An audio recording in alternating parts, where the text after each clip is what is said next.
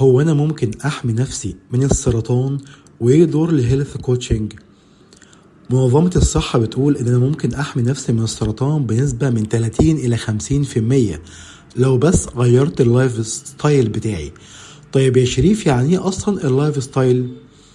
يعني أحاول أغير سلوكياتي زي التغذية، الرياضة، أبطل الحاجات المضرة، أضبط نومي. يعني أحاول أضبط علاقتي مع ربنا، روحانياتي، أعرف أنا هدفي إيه في الحياة وجاي منين ورايح على فين، واعرف نفسي واتعرف على ربي وحكمته. اضبط اجتماعياتي، ابني علاقات صحية مع الناس واتواصل معاهم.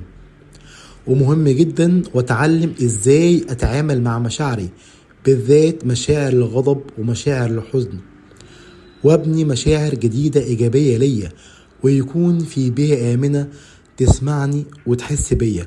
كل ده يساعدك في